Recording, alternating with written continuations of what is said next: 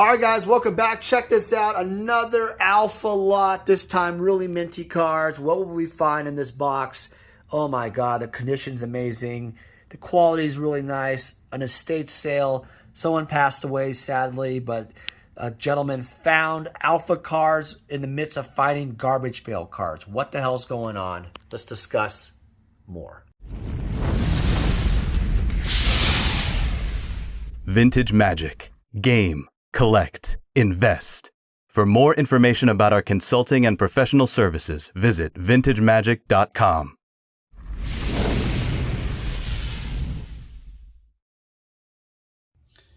All right, guys, welcome back. It's me, Daniel, with vintagemagic.com, and we got another package today from a client. I met this guy, actually, found this guy on eBay, and he sent me over this package. So let's take a look what it is. This was an interesting story, actually. The cards in this box were actually in a collection from the Garbage Pail Kids and such. There was a Garbage Pail Kids, and I believe he told me someone passed away or something, and then there was I think they auction off or sell items that are left in an estate. So I think this was an estate sale type of collection. And yeah, so let's take a look. All right, how you guys doing, by the way? Not doing bad here. Trying to do my thing. All right, so instantly I can tell these are all top loaders. And what's annoying about it is they're not, okay, good. They're not sealed. Oh, thank God. I thought each one was sealed on the top right there. If that ever happened, that would suck. So yeah, that's not good, because I don't know if you guys have seen that before, where people have taped the actual top loaders on top, and then you gotta take a knife, and then you have to basically break up every single one. Yeah, it's pretty incredibly sucky. So, take a look here. Yeah, alpha card, people have been asking me, what's going on with the current marketplace, because the cards have kind of gone down a little bit here and there. That's interesting. Yeah, I've noticed that some of the reserve list cards, like Mishra's Workshop, stuff like that, has had some challenges where there's been some cards that have sold for less. So, all right, let me zoom in here. Hold on a second. All right, just trying to change the angle there. Yeah, so, I mean, there's been some reserve list cards that have gone down since, I guess, the boom, right, of what's going on. And so people are a little bit wary because they feel like, well, that's not good. I mean, shouldn't they always go up? No. Cards always go down all the time. All the time. Sorry about that. That was housekeeping. I'm actually out of town right now. But yeah, there's been cards that have gone down in value since like the highs, and people wondering why does that even occur? And I think it's interesting because right now is kind of tax time. They've extended to May 15th, I believe.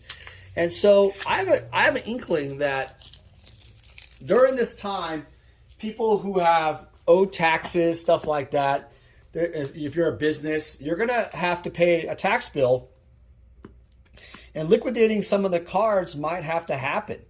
Partly because of the fact that there's these stimulus packages, and I believe you have to still, I think that might be considered income, not sure. Also, if you've done cryptocurrency trading, that is considered income, and people are starting to figure out that, yeah, I'm gonna have to liquidate some of my magic cards, other assets to pay for some of the bills involved.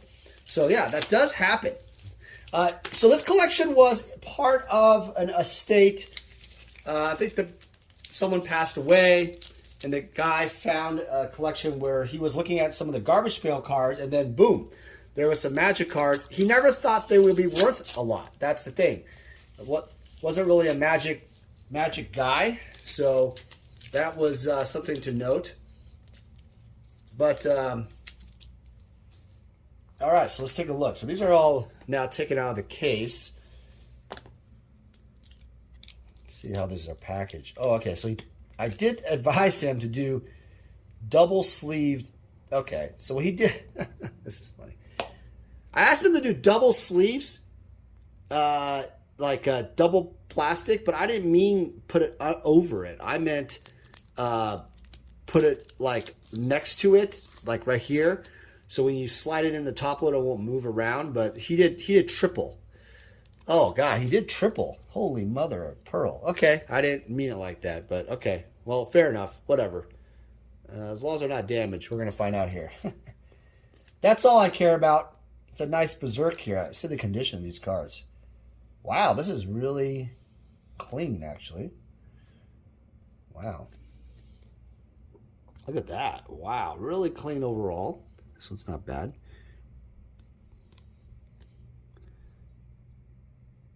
Pretty clean.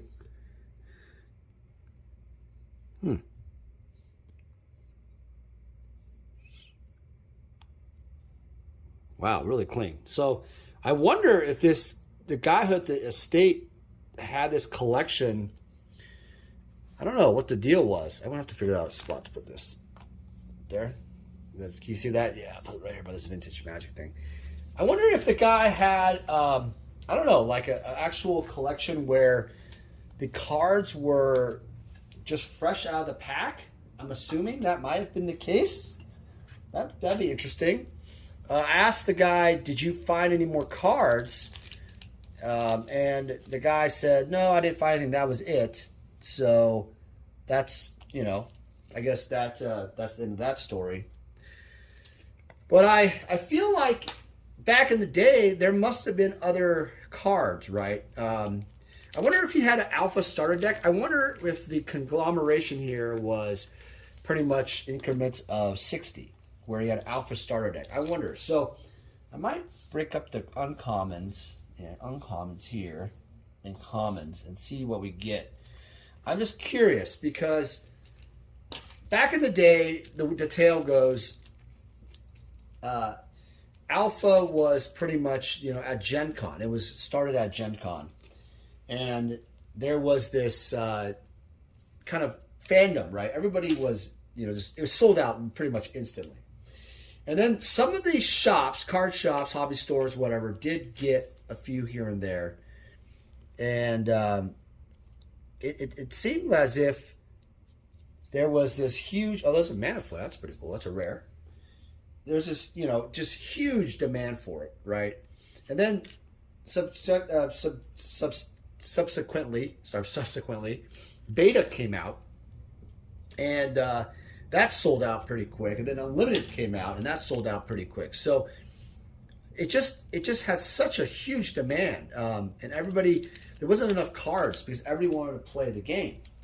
And so Alpha was one of those interesting things where you see variations of print quality, the cut of the cards. So cards like Vesuvian Doppelganger, what else?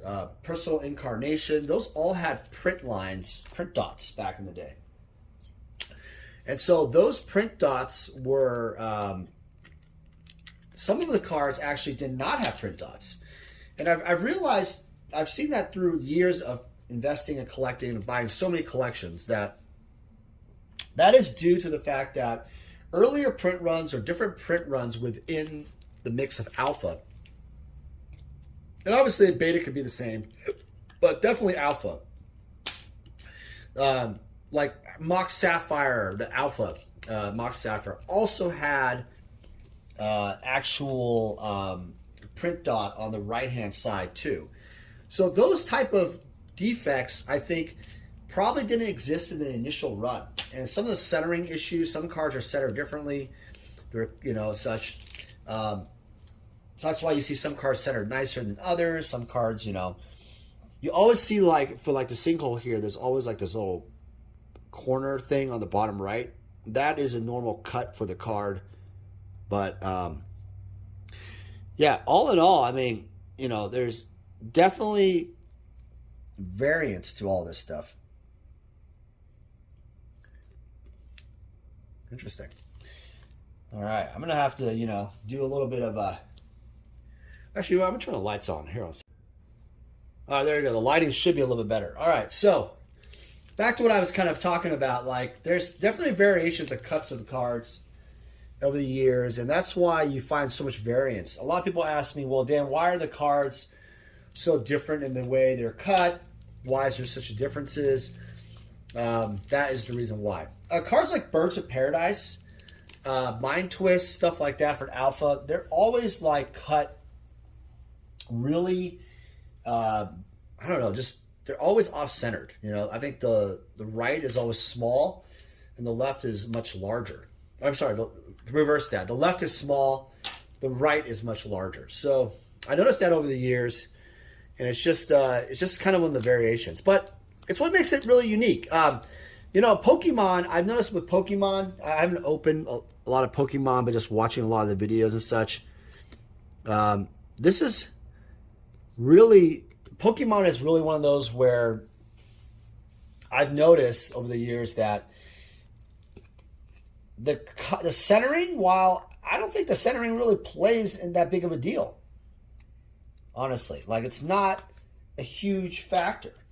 I just don't feel like it's a huge thing because the centering itself was pretty much consistent with Pokemon. Now, you guys who are Pokemon investors or collectors could probably correct me, but yeah, I mean, I think that overall Pokemon was cut pretty well. All right, Scrubland. This is not a bad Scrubland. There's a little ding there, but not terrible. Gotta say, overall, not bad quality at all. Let's see that. That's not too bad. There's a ding on that left-hand corner, but looks pretty much unplayed, I think. Gonna obviously do a second review of it later on, but not too bad. Not bad at all. Oh man, this tape. I would not recommend this style. You could probably damage the cards if you did it wrong, but you know, look. Luckily, you didn't. The key is bending the cards. I don't even know how he pulled this thing off. Maybe he just squeezed the plastic. Decent Parasync. Parasync, by the way, the artwork was, it's a common. I always thought it was an uncommon for a long time. And Parasync actually was used in pens. It was drawn in pens. So that was a little interesting. I didn't know that. So with dyes, and the dyes fade in time, especially with sunlight. And the Parasync itself was damaged in, I think it just faded over time. I think Unholy Strength is a common. Here we go. There's a Shivan. That's not bad. So this lot actually has a lot of nice cards, actually. Shivan, Royal Assassin. What else? Scrubland. There's a bunch of rares. Maybe I'll just speed this video up. And it's a really nice Shivan. This might be a really clean 9. Wow, look at that. Really nice. Wow. Typical print dot with a little white thing sometimes in the Shivan, but overall really nice. The edge there a little bit, but man, centered pretty nicely. So the centering on this particular guy who bought the cards just was really good. Okay, so I'm going to speed this up, go through some of the rares. Okay, so let's just, for you guys, speed this up. We got Badlet, Royal. Let's see. See if I got any rare Power Surge. Let's see, Swords we can take out. Yeah, I'll just do all the commons later, but there's a lot of different ones, obviously. I don't know, unless you guys want me to go through everyone, but it would just take. Dragon Whelp's gone up quite a bit over the years. This card, people just like to play it. It's pretty cool. All right, so okay. Well, yeah, this is a clean for. Now, this is a nice collection. I gotta say, really nice collection overall. Not bad. Super nice for what it is. Okay. Really nice Dragon Wheel. Power Surge. This card has gone up in value quite a bit. I think it's people are trying to play in their decks. It's a, I don't know. Read this card, guys. Look at this. Check this out. It's pretty. It's an enchantment. 2 red. And basically, before untapping, you are at the start of your turn. Each player takes 1 damage for each land he or she does not control. So if it's not tapped, you're going to get damaged. Wow. So I'm thinking they're pretty much blue decks. You know, a lot of other decks that require, you know, big creatures. If you're not using your mana, what's good about red is pretty much you use your mana all the time. Ooh, a really clean Bad Moon. Wow, really nice Bad Moon. I gotta say, the quality of these cards are pretty nice for eBay. And they're not inked. They're all packed fresh. I can just, there's no inking or anything. Let me just do it. Those are the rares. But I'll do later I'll do an ink test, but yeah, it's all nice and crisp. So that's good. Wow. Royal Assassin's pretty clean. Yeah. Centered really nicely. Yeah, these are really nice. Like, I would say, what a quite the find from a Garbage Pail collection, and I think there was other comics or D&D stuff like that in the collection. I've been saying my other videos quite a bit over the years, and I've been saying it more and more. Another Berserk. That I feel like there's going to be more of these estate collections that you'll find, and it's just a matter of time that the market continually has more and more of these pop up. It's going to happen. It's going to happen a lot more frequently. Don't be surprised. Now, these, you know, obviously death sucks, you know, all the time, people passing away, but that is a way of life. And with collectibles, this is a really nice Black Vice. Another really, look at it, nicely centered. Look at that. I think this is like a gem mint card. If Beckett was nice to me. The thing is, I probably would grade a lot of these cards, but it's going to take, I don't know, 10 years until I get my cards back. I mean, no offense to Beckett. Seriously, I give him a hard time, but I'm just being honest. Beckett, and I'm not even going to say Beckett. It's just all grading companies. PSA, Beckett, even CGC, the new one, the comic book grading company now has also done card grading. It's just hard to get the cards turned around. I mean, so it's really hard. So as much as I want to grade the cards and stuff, it's going to be a long ass time. And it's just kind of annoying because I'm trying to, you know, a lot of you guys are like, well, Dan, why don't you just grade every nice card, whatever? Well, what's really interesting about that is I do want to grade the cards, and that's not the problem. But if I keep sending the cards in and there's like this massive backlog for years and years to come, I'm seriously, years, I'm saying years, because one order I had, when this all kind of started, I had an order that took almost 1.75 years, so almost 2 years, right? And it was supposed to be one of those 60-day service ones. Well, that totally effed up, right? That did not occur. So that did not occur. And I basically stuck here with, you know, lots of valuable cards sitting around. I can't sell them as a dealer. You can't pre-sell anything. You can't do anything. See, that's the thing. As a dealer, remember, I think this is a good topic to talk about while we have all this time. The cycle is when you buy, like, let's say I'm buying a collection right here, right? I'm buying this collection, okay? And this collection, I'm spending, I think, $11,000 or $11,500, depending on everything I look at here. And whatever. So if I'm spending that kind of money, which is a lot of money, but then I say, okay, I want to go grade the cards. Okay, fine. I'm going to go grade the cards. But grading the cards requires time. Remember, the grading fee now for the more expensive cost, because the grading fee for the more expensive one now is $250 with subgrades for Beckett. So again, subgrades are really the only way to go with Beckett, because that's why you grade with Beckett, right? So here I am grading with Beckett, and I'm going to go do this, thing. And it's going to, like, let's say I don't want to pay the 2-day service. The 2-day service right now is at a whopping, what is it at? $250, right? But it takes, there's a Neville's Disc. It takes a substantial amount of time. So you're not really getting the cards fast enough back. And it's going to take, I think plus 3 months on the 2-day service. So plus 3 months, for the love of God, plus 3 months. So that means that you're going to be there waiting around at $250 a card. Now ask yourselves, are you going to send I don't know, a Forest, a Life Tap, even a Bolt? It's only like $400 or $500, right? $800 a mint one, whatever. It used to spend $250. This is a really nice Neville's Disc, really nicely centered. It's probably a 9. Really clean, but are you going to spend that kind of money?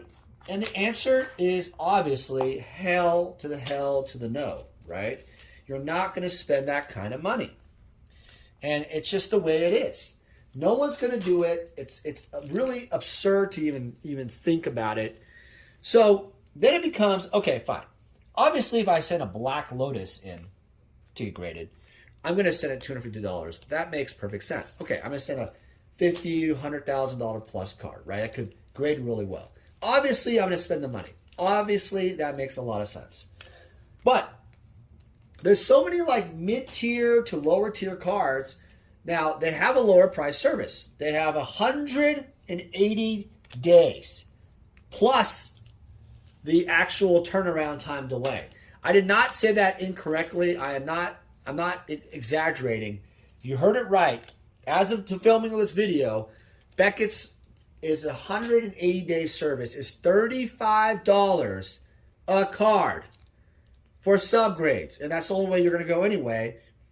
And on top of all that,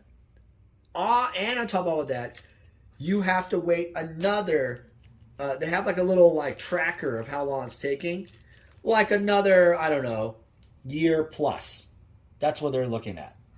I mean, and I don't even believe their little tracker. I'm not even going to believe it because honestly, I have an order since July of last year. What is it, April now? That is still stuck in limbo land and has yet to come out of there. It hasn't even been processed. I don't even think my credit card has been charged yet. Has not been charged. So how in the world are they going to... Anyway, so I also heard that Beckett and PSA are have shut down because they have to catch up. And this I applaud because I think this is the right move. If you don't do this, you're basically going to have a crap storm of problems. It's just going to get worse. Now, everybody asks, what has caused this growth of submissions? It's not just it's not Magic the Gathering. And trust me, it's not Magic the Gathering. It's the sports cards and it's Pokemon. Because what people are doing is they don't care. The boxes, the PSA 10 prices, for Pokemon, that's the leader is PSA, are so the X value is so high. People are willing to spend the money, to do it. Now they're not spending the $250 price. Oops, burring is uncommon, but they are willing to spend the $35. Yeah, they're willing to do that, and so that will jam up the entire system dramatically, because what you've done is you have. I mean, we're not talking okay, and also the number of cards used to be a lot less. People used to submit 100 cards. That was a decent amount. 500 cards. Okay, that's a lot. Now they're submitting thousands, if not tens of thousands. I hear. That's absolutely, utterly insane. I mean, you're talking so many damn cards to submit that the system is, imagine a traffic jam, right? The New York City's, the tunnels. You'll never, ever get out. You'll never get out. You might as well just freaking walk. And even then, everybody's walking on the streets anyway. It's crazy. crazy jam-packed, right? So I don't think this is going to, I mean, I think them shutting down was the best move ever for all the grading companies. It was smart because they have to get this back in order, or otherwise it's going to get really, really, really bad. It's a really clean ice storm. Look at that. Wow. I'm really happy with the centering on this this lot. I mean, this is gem in, right? There's a print on the back, but whatever. I mean, geez Louise. And you know, here's the thing. Normally, I would submit these cards. Back in the day, you guys probably don't remember this because it hasn't existed for a while. There's a 10-day, 10 card minimum, $10. That was the service. So 10, 10, 10 for Beckett. I've said this in videos before. Those are the glory days. I remember submitting Alpha Black Lotuses, Power 9, Moxes, whatever the hell I want, right? Got it back within 10 days or done grading. And in fact, sometimes I got it back even faster. I got it back like, like 9 days sometimes, right? When it was completed. And so you think about that those days are never going to happen again. I'm telling you, it's never going to happen again. So next question is, I've talked about for a little bit. Next question is, when this is all done, right? When this whole entire phenomenon of grading backup is done. Let's say fast forward that all of this grading is now back to normal, where you can start submitting, everything is, I don't know, they have enough infrastructure, stuff like that. What will happen? Well, my theory is that by that time, the Beckett, PSA, CGC, whatever, they all have a larger infrastructure. I think PSA increased their square footage by double. They're increasing their staff, hopefully by double, whatever. They're trying to increase, operations. Because really, grading companies are an operational thing. So they're going to get more graders, more processing, more management, even, shipping, whatever, right? The whole thing is going to grow, and that's good. What will happen if the market collapses? See, that's something that I've always thought about. Like, if the grading companies are investing all this money into infrastructure, but the actual market collapses, what really happens? And my theory on that is, I don't know I think invisibility is uncommon. I'll just put that there. Will the market, I think that if the market actually collapse, I'm not saying it will, I think that you would see a massive exodus of the facilities, obviously, and you will always have this, they have to downsize, stuff like that as a business. I don't think they're going to go out of business. They're always going to exist. But more importantly, I don't think they're going to collapse. See, that's the thing I wanted to highlight, is that I don't believe that grading companies are going to collapse. I think the market has now proven that this is, there was a contract below. Look at that. This is the most powerful card in Magic. Look what it does. Look at this card. It's so sick. Wow. So cool. 1 black mana. Discard your entire hand, draw 8 new cards. Not 7. 8.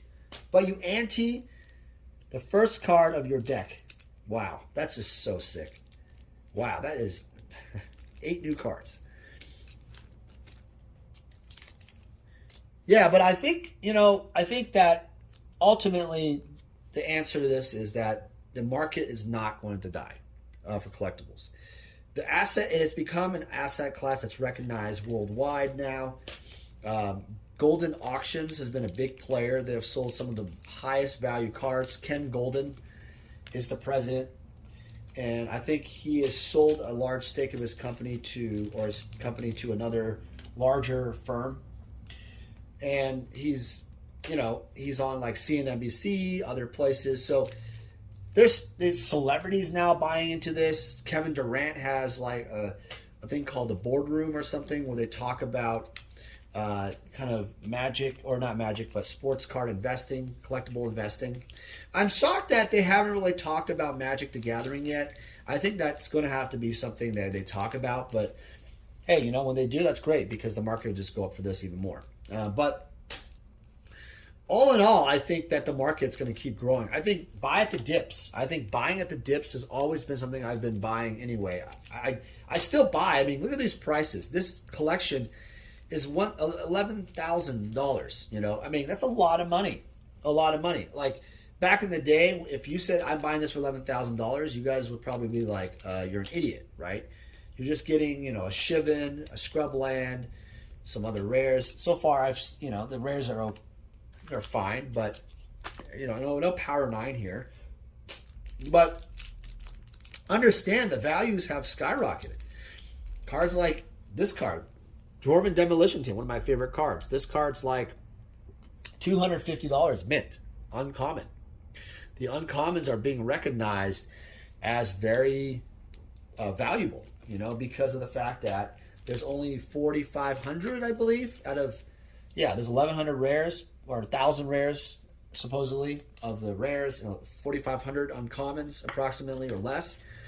So if you think about that, the rarity count is so it's so rare, right? And so I think that there's room for the uncommons to grow.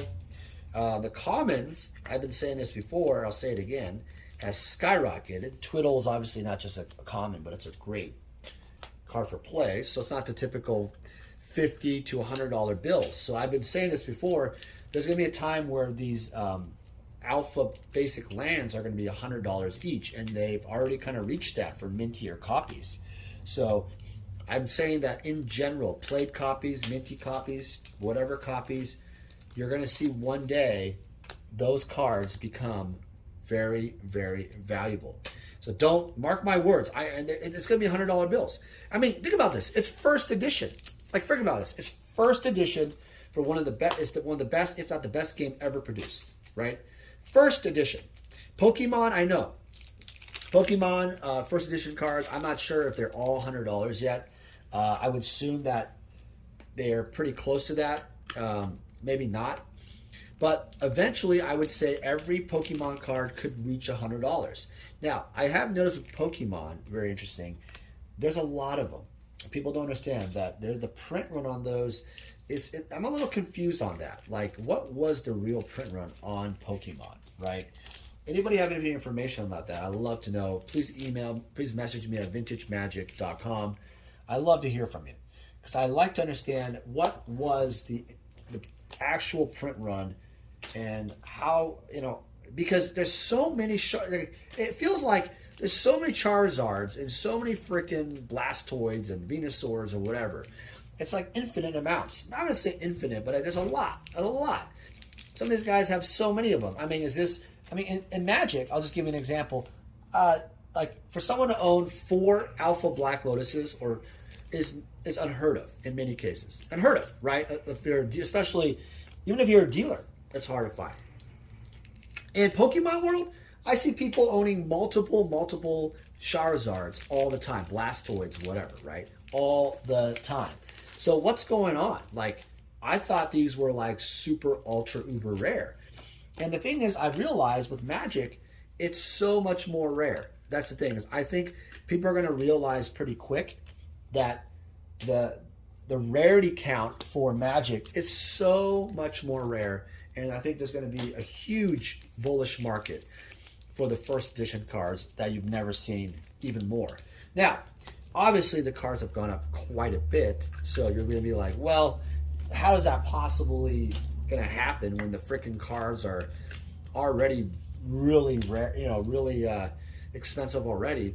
That's the thing, is everybody said the same thing when the cards were kind of not expensive already. You know, they're kind of expensive. Black Lotuses were like, I don't know, 20K at a certain point, 15K, Alpha Black Lotuses. And then people are like, no, that's expensive. But then it just jumped, you know, to 100K range. So you just never know. You just never know. So there's 2 Blessing Rares. That's a little weird. Interesting enough. Let's see. It's 2 Blessing Rares. Okay. Yeah, I don't know if this was what this is telling me right now, this information telling me, is that either these were booster packs or they were I don't think there's just, I don't know, maybe there's a combination of booster packs and starter decks. That would 100% have to be the case. I don't foresee I don't think that there was any kind of like multiple starter decks. There's so many rares. Unless I'm completely wrong here. I don't know. Very interesting. Well, hope you guys have. I don't know. This is a long ass video. I understand. I understand you're bored. I think Stone Giant is uncommon. I know it's boring, but maybe it's not. You're looking at these rare alpha cards. How often do you get to see this type of thing in a collection? Like, I mean, these are all minty, relatively minty. I have not seen one card that's played. In fact, I'm going to probably ask this guy to find more cards if he can. I don't know if he has any more. I'm not sure. I'm not sure if he has any more cards, but they're not bad quality. I mean, there is some small nicks here and there, but all in all, they're not any played cards. So I'm really impressed with the quality overall. The quality has been really good. Yeah, so the video, we're almost done here. I just wanted to end with a couple of things. One is, I know there's been some talk with people thinking that, the bubble is going to happen. I'm talking about this bubble. People feel like there's always a magic bubble that's going to occur. And I just want to tell everybody, those of you who keep thinking that, just keep thinking that and don't buy any cards. That's fine. Because I'm still going to keep buying cards. Other investors and collectors will keep buying cards. And you're going to find that we're going to keep investing, making money off that stuff. And you're going to be sitting there on the sidelines, waiting around, hoping for this dip. And that's not going to happen. It's not going to happen for these older alpha cards. Now, I will make a comment and say, this could be a thing for some of those reserve list cards I talked about, like Workshops, Moats, Abyss, Nether Void, whatever, Eureka, whatever. Those type of cards, are one of those things where they're cyclical. They go up, they go down, but they do reach a point where they go to a point where they don't go back down at a certain level. There's like a price barrier. So I will say that I don't foresee those tanking anymore to a certain point. I don't think they're going to go back to like when Moat was $500 and everybody was saying that's too expensive. Nope, never going to happen. I think the times have changed. You're not going to ever see those again. Those glory days have passed, just like the grading glory days have passed. So I say either you buy it, you are going to invest into the market, or stop complaining. Because ultimately, you're just going to miss out the boat, and it doesn't really matter what you think.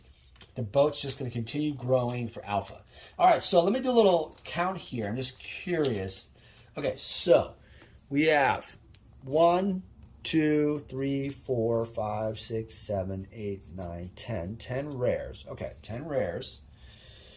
We have 1, 2, 3, 4, 5, 6, 7, 8, 9, 10, 11, 12, 13, 14, 15, 16, 17, 18, 19, 20, 24. 24 lands. Okay, 24 lands. That's 24 commons there. 1, 2, 3, 4, 6, 7, 8, 9, 10. 1, 2, 3, 4, 5, 6, 7, 8, 9, 10. 1, 2, 3, 6, 7, 8, 9, 10. 1, 2, 3, 4, 5, 6, 7, 8, 9, 10. 40. 1, 2, 3, 4, 5, 6, 7, 8, 9, 10. 50. 50 exactly. Okay. So 74 total commons. Interesting. All right.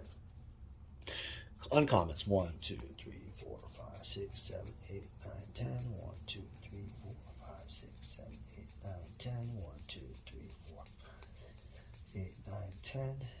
1, 2, 3, 4, 5, 6, 7, 8, 9, 10. Oh, that's 30, right? 1, 2, 3, 4, 5, 6, 7, 8, 9, 10. 1, 2, 3, 4, 5, 6, 7, 8, 9, 10. 1, 2, 3, 4, 5. Oh, it's 40. Oh, wow. 40. Okay, 40 uncommons. Okay, hold on a second. All right, so let's wrap this video up. So basically, invisibility is, yes, it is a common. You guys win, I lose. So I'll put that in the comments. So basically, we have 38 uncommons, 76, I think, something like that, of commons, and then 10 rares. So that ratio actually makes a lot of sense because, well, actually, there isn't a lot of uncommons. So There isn't a lot of commons. So what that tells me is there are probably other commons in the past. I'm guessing, so if it's 15, okay, so if it's 15 cards times 10, which would be 150 booster packs, right? Yeah, right. So 15, there's 10 rares. Okay, 10 rares, 15 cards. So it'll be 150 cards total. Is that correct? Yes. So we have 38 plus 76, which is basically 100 and whatever, 15-ish, plus 10. So yeah, we're missing some commons, but my feeling is these were all booster packs because in Alpha, you only got 2 rares, but there's a total of 60 cards. Let's say these were the 2 rares, whatever, and 60 cards total, right? So that'd be, you would only get, yeah, so there's no way. These are all booster packs. Or it's a combination of a starter deck and also booster packs. But my feeling was this guy opened booster packs. I don't know. I mean, I'm pretty crazy. I'm just trying to dissect it like a forensic scientist guy. But anyway, I hope you guys enjoy the video.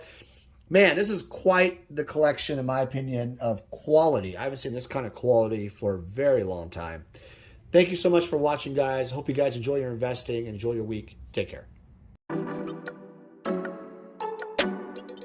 Hey guys, it's me, Daniel, with VintageMagic.com. I'm here to share with you more about our deck and set collector fulfillment service. The deck fulfillment service caters to the player. And what that basically means is if you are a player looking to fulfill your old school Magic deck, certain Power 9 or key pieces in your Vintage deck, or dual lands in your Legacy deck, we have the inventory and the resources to help you fulfill your needs. Next, we have the set collector fulfillment service. This really caters more towards the collector. Oftentimes I've been asked, hey Dan, can you help me find this specific graded card for this set? Or Dan, can you find me these 20 cards left in my beta set? It doesn't matter what you're looking for, even if it's like every single Sarah Angel possible out there, I can help you out. My resources and extensive network in Magic the Gathering, I was able to help thousands of clients all over the world fulfill their needs. I've made it my mission at VintageMagic.com to be your one-stop shop for all your collector needs. For any significant item or collection, we're able to travel anywhere in the world to meet you.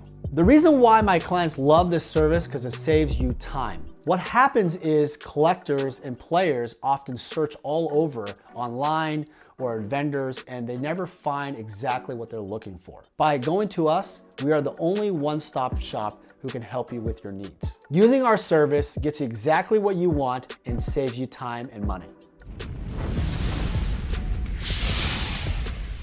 Vintage Magic. Game, collect, invest. For more information about our consulting and professional services, visit vintagemagic.com.